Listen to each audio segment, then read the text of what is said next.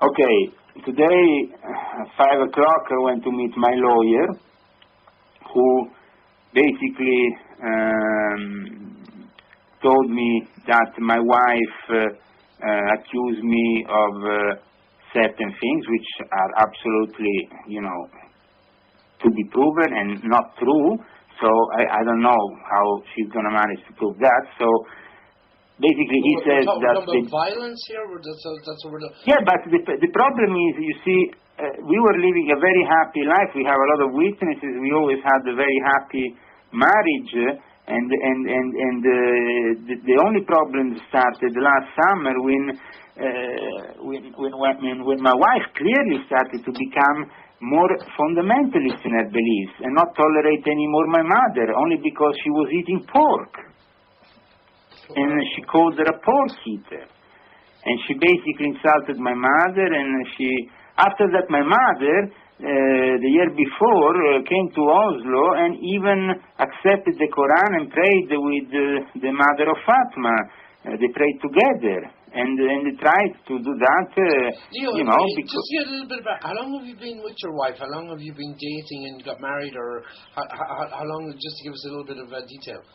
Okay, the details. Well, everything started in November 2003 when I went to Egypt. And in Egypt, under the pyramids, I made a specific prayer. I said, Muhammad, peace and blessings be upon him, please send me one of your descendants as a wife, because I want to work directly with your family in this, dialogue between the cultures, between the civilization. I want to meet a person that can really help with that, and at the same time help me understand better Islam. And actually, miraculously, the month after I was back in Oslo, I meet my wife by pure chance, and we start basically seeing each other as friends and having long discussions about subjects of religion and things, because she was also a politician for a socialist party here. I thought she was quite open-minded. She would be, a bit more a bit more open-minded. In fact, that's how she proposed herself. And then we had a brief story, then we broke up, and then after a while, in the summer of 2005, we decided to marry with a Muslim marriage, and then in 2006 we married with regular marriage at the commune, at the council, how you call it, town council. And basically we married, but we married in the moment in which I was still inside the Illuminati system, and still working with the P2 people, with the Monte Carlo Lodge, with all these organizations, and basically she liked that I was involved in all that, in a way. And I think that in June 2006, just 1 month before my kid was born, when I finally decided to leave them, and I actually decided to leave them because I saw that their interreligious dialogue was just a cover-up for selling weapons and all kinds of other crookery. So I thought, this is absolutely intolerable, I can't be involved in it. So at that point I broke from them, also to protect my wife, because they were asking me, Balestrieri, to, in a way, infiltrate the organization of my wife. Okay? Okay. So you were officially asked to do that? Well, that's what Balestrieri wanted originally, but that's what I refused to do. Yeah, okay? But I'm saying is, you were asked to do that? I was asked to do that, yes. Because you have to understand that even if there is, all these people are allied, they always try to put pressure on each other. For example, the FBI goes and regularly visits Abdul Aymas and Fethullah Gulen in their base in America. And obviously that puts pressure, let's say, on the movement to maintain a certain because obviously the Illuminati, the New World Order, likes to put pressure on the groups that work with them and keeps them there, so it keeps them in order, let's say. And I discovered that some of the work they were doing was actually genuine, but the problem was that then they were not really following up with any really significant change of significance. They were simply using that meeting or that other meeting for then selling certain properties, selling this, selling that. Okay, they were not selling weapons, but they were always selling something. I mean, you understand? Yeah, of course. So they were no different, in a way, from how Balestrieri wanted to operate. No wonder that when my wife left me, she said, we wanted to work with Balestrieri and Giunchiglia, and, now we can work with them now that you are out of the picture. Because they want to work with these crooks. They want Giunchiglia and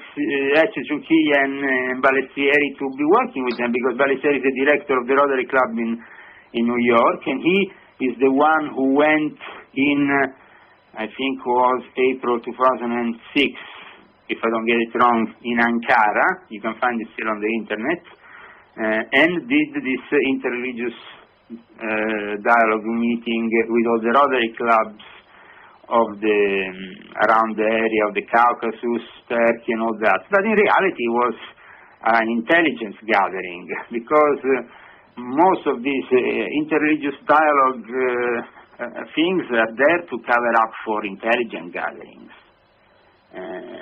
That's how they operate.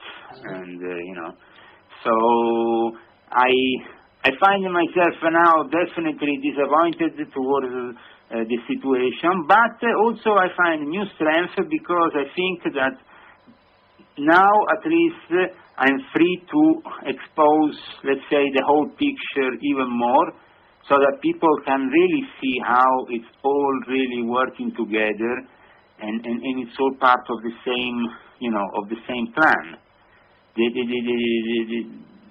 The Norwegians acting in this way demonstrate that they acted without any respect for human rights, any respect for a person's dignity, anything.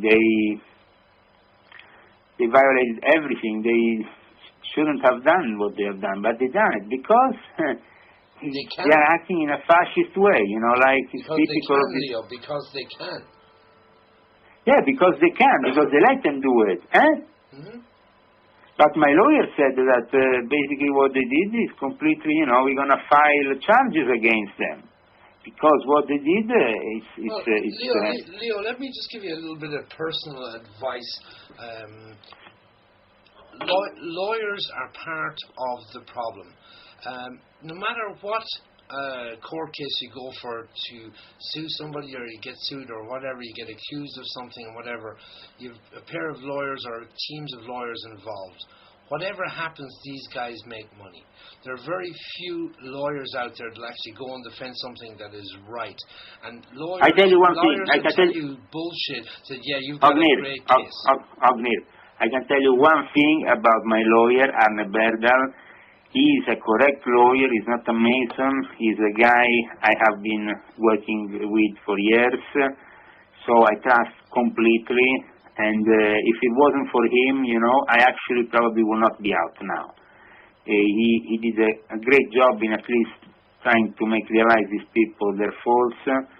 And he's definitely a person that has been always very honest with me and never charged me crazy amounts of money. So on that, I'm very happy that I have a friend, and good for you, Leo. And he himself was absolutely shocked, horrified, angry against the establishment for such an abuse of power. I told him, though, once again, that it's normal, it happened in the past, and they do it regularly with me because they think they can do it, because they know they can get away with it. So this time we might charge them, but I don't obviously think we're going to get anywhere with that, but we will try, obviously, we will try. We will go